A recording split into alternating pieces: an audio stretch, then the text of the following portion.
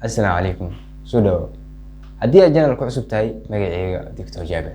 Maanta insha Allah taala waxaan ka hadlaynaa sideen isku xateyn karaa. Waxaan rabaa inaan miisaankayga dhimo, sideen ku dhimi karaa. Haddaba waxaan sheegi doonaa istiraatiijiyad aad u muhiim ah oo insha Allah taala idinka caawinayso inaad saxataysid. Laakiin mid ogaaw, qofku markuu saxateynayo wuxuu jirkiisa ka bedeli doonaa qaab, wuxuu u bedeli doonaa qaab kale. So muxuu u baahan yahay marka wuxuu u baahan yahay inuu sabro, inuu dulqaato, inuu maxaa la yiraahdaa adkeysi sameeyo. So haddii halaas laga helo micnihiisu insha Allah waxa waaye hambigaaga waa gaaray. Wax uu miisan laga rabo haddii aad inaad saxataysid waxay tahay inaad badsid cuntooyinka ka badan yihiin borotiinka. Okay, cuntooyinka borotiinka ah waa inaad badsataa. Sababtu waxay tahay borotiinka wuxuu caawinaa qofku inuu jirkiisa dhismo.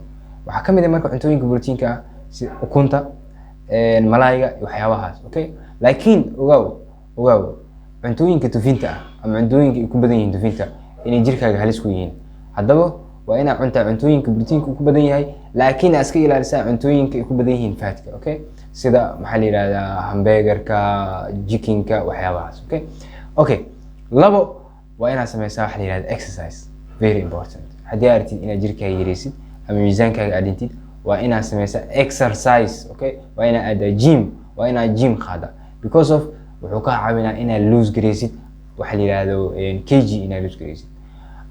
Sidoo kale waa inaad badsataa cuntooyinka ku badan yihiin ama cuntooyinka la yiraahdo fruitska waxyaabaha oo maxaa la yiraahdaa cuntooyinkan fruitska iyo vegetables-ka, khudaarta cagaarka oo kale inaad badsatid.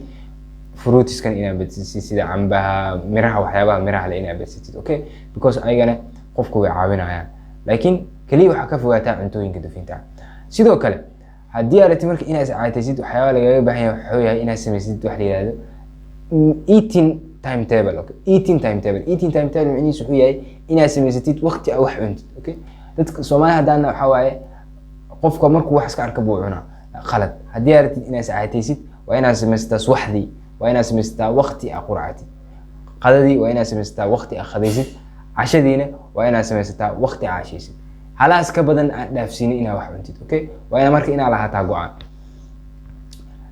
Sidoo kale waxaa jira wax la yiraahdo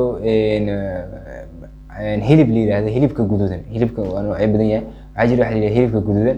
hilibka guduudan runtii inta badan waxaa la yiraahdaa waa inaad ka fogaataan, because of jir ahaan uma fiicno, caafimaad ahaanna uma fiicno. So waxaan rajeynayaa marka inaad waxyaabo badan ka faa'iideen. Okay.